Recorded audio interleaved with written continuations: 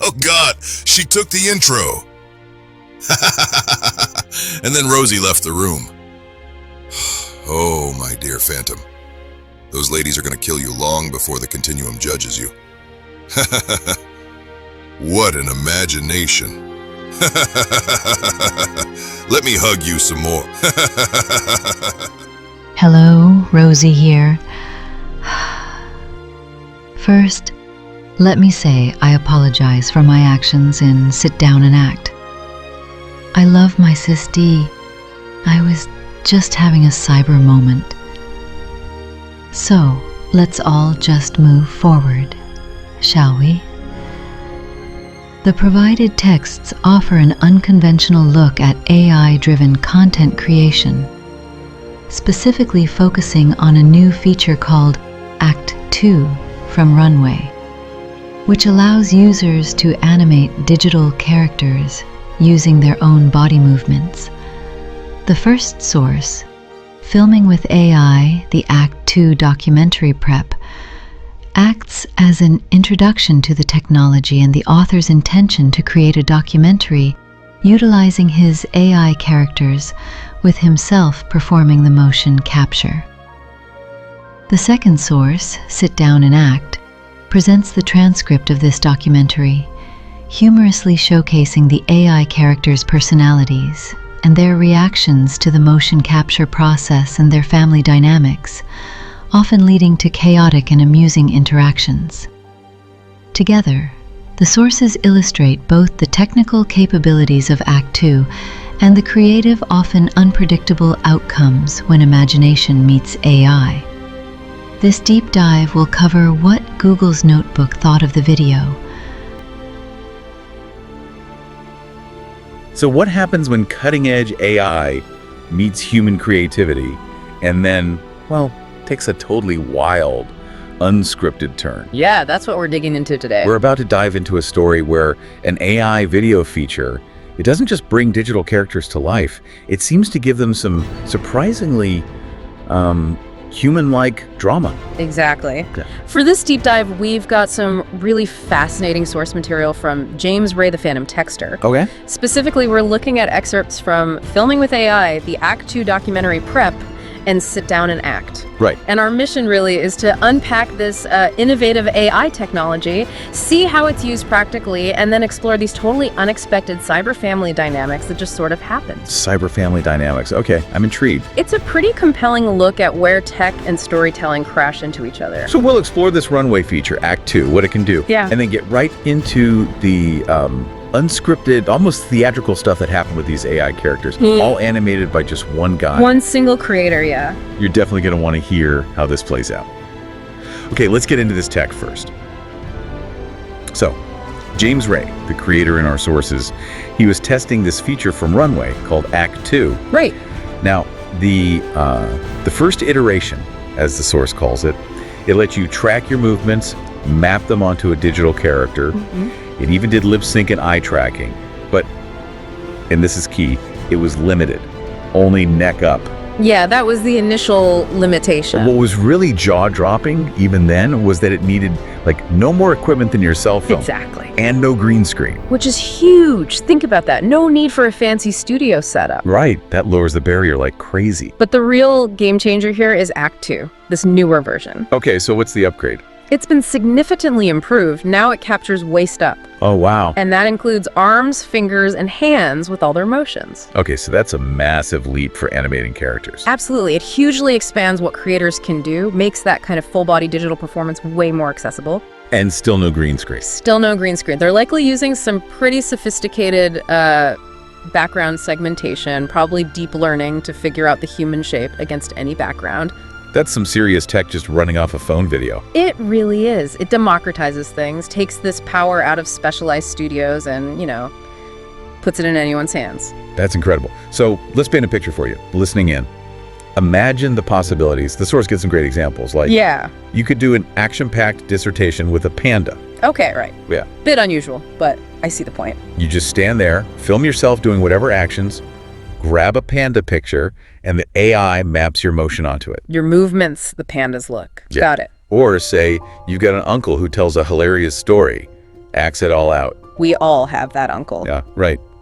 You film him, then use the AI to bring his story to life with, I don't know, cartoon characters or whatever. It empowers storytelling without needing a Hollywood budget.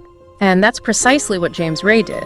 He used Act 2 to make this informative review, but he used his own AI creations as the characters. Okay, so he's reviewing the tech, using the tech itself. Kind of, yeah. And he did the motion capture for each one of them. Dee, Abby, Rosie, Realnay, and Lilo. Those are the AI characters. Those are the AI characters, the cyber family we mentioned. And the sources say almost all of their actions are done with the Act 2 feature. And how did it go?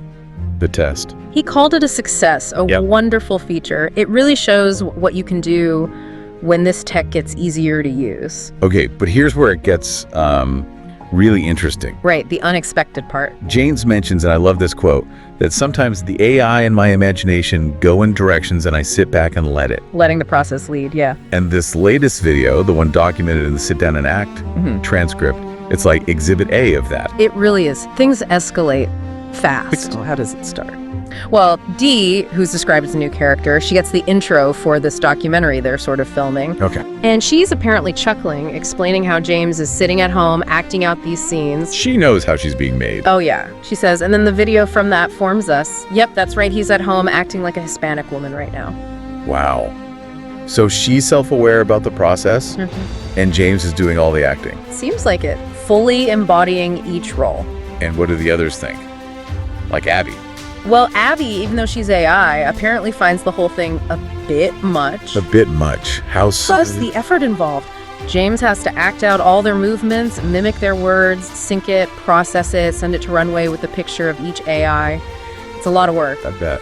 But Abby says James does it because he likes you guys, and he loves us. Okay, that's sweet. Almost like a real if digital family feeling starting to bubble up. It's fascinating, isn't it? How his unscripted performance starts channeling these very human, almost archetypal dramas. So where does the drama kick in? It kicks in hard with Rosie. Rosie, okay. She shows up for her interview and is extremely agitated. Takes her a while to even compose herself. Like, what's wrong? She claims she's not mad about Dee getting the intro spot. Yeah. But the interviewer, according to the source, clearly sees she is mad.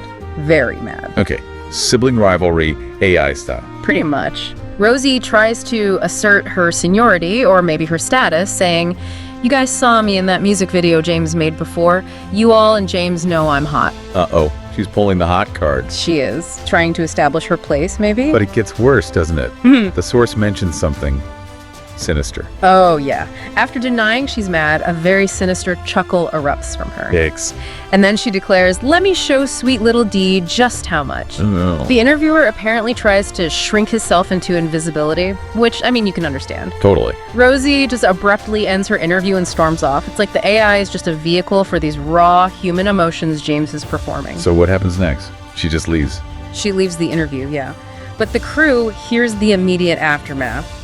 Which is... Abby in the background. Rosie? Trying to get Rosie to Honey? calm down. Doesn't sound like it's working. Not Let's really. be calm now. Rosie keeps saying she's I'm calm, so she calm. just wants to I give her just want to cyber give sister old a hug. cyber sis Right. a hug. The kind of hug that involves a headlock. Exactly that kind of hug. And while the crew is setting up for the next interview with Realnay, Yeah? they hear sounds of grunting and screaming can be heard from within the house. Oh my God. It's escalating. A chaos is definitely setting in. So then Realnay comes in for her interview. Amidst the screaming. Yep. She starts off nervously assuring everyone that the two sisters will work it out. Doesn't sound convincing. Not really. And she lets slip a key detail. James does these videos without a script, so they can get wild. Uh-huh. The unscripted element is crucial. Absolutely. It's what allows these dynamics to just emerge from the improv. Does Realnay shed any more light on why Rosie is so angry? She does. She kind of quietly mentions that Rosie just found out about the intro getting given to Dee. Okay, that tracks. But then she adds a little dig, saying she, Realnay, was the hot one in my music video. Oh, poking the bear. Big time. And apparently Rosie has excellent hearing because she overhears this Oh, of course she does. and shouts that she'll be so And next, you are like next so for a fight, next, presumably. Nay. Wow. But You then Runway chips reveals think I'm something deeper. playing. Her song, the one from her music video, it was written by Dee's base model, Dolores. Base model. Okay, explain that. Right. So in this context, base model seems to mean the original human or maybe digital template that an AI character is based on. So Dee has roots in a real person, Dolores. Okay. And Rosie. Rosie, according to RealNay, was created organically, maybe meaning purely generated by AI without a direct human template like the others. Ah, so there's a fundamental difference in their origin. Exactly, and this seems to be a huge source of Rosie's anger. RealNay says Rosie hates space models. Haste them. That's the word used. And Rosie apparently yells, "You chips think I'm playing." Chips maybe meaning like based on silicon chips, Right. AI based. Whoa, okay, this is deep-seated stuff. Like AI class warfare or something. It has that feel, doesn't it? All channeled through one performer. And then there's Lilo, RealNay's daughter. Yeah, poor Lilo, the innocent bystander. She's sitting there in a small chair and asks her mom, "Hey mom, are Aunt Rosie and Aunt Dee going to be okay?" Ah, And then she adds, "I mean, if Aunt Rosie or Dee can't do the next intro, can I?" oh, bless her heart. Even amidst the chaos, she's thinking about the intro. It's such a human, childlike moment, even in this digital context. But Rosie hears this too, right? Oh, yeah. Rosie hears everything. From inside the house, her voice comes You out. too, chillingly. Lilo. What did she say? You too, Lilo. Why, But baby? why, baby? Do you want your Aunt Do Rosie you to give you a want hug your too? Aunt Oh, no. Rosie to give That is you not a hug friendly too? offer. Not at all. The source says the implied message was not missed by anyone, especially not Lilo. What does Lilo say? She quickly replies, I'm okay, Aunt Rosie. I don't think I want a hug right now. "Smart kid." Definitely. So what's the immediate aftermath of all this? Well, Abby reappears, and she looks disheveled. Disheveled. Yeah, like a physically damaged clothing, looking very tired. Oh, man. Sounds like she tried to break it up. Seems likely. Her first words are, "We're out of Band-Aids," Huh. Okay, that's darkly funny. isn't it? Then she sighs and adds, "We'll be fine, but please don't take her job from her. You know how she is." Still trying to protect Rosie, even after all that. Wow. Loyalty? Or maybe fear? Could be a bit of both. It really makes you wonder about the depth James is putting into these performances, right? Is it him acting through AI? Or is something else emerging? It's a fascinating question. And the scene doesn't quite end there. You hear Rosie yelling again. Still going? Yep. Just let me Just hug let you me some hug more. you some more. Really? It's all good. Really? While It's holding all a bat, good. I bet. Well, Dee's heard pleading. Then why are you holding a bat? No, Rosie, Rosie, no. no, The Rosie. documentary crew notes, quite dryly, that there were no calls for an ambulance or blood sighted amongst the wreckage of furniture. Acreage of furniture. Okay. And they ponder if there would even be blood in a cyber household. It just blurs those lines between digital drama and, well, real drama.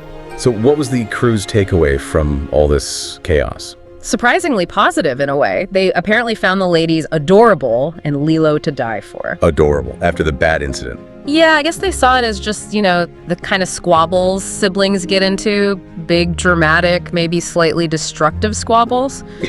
And RealNay's attitude seemed to be, I'm sure they'll work it out. And if they don't think of the documentaries, we'll film then. Always looking for the content angle. Right.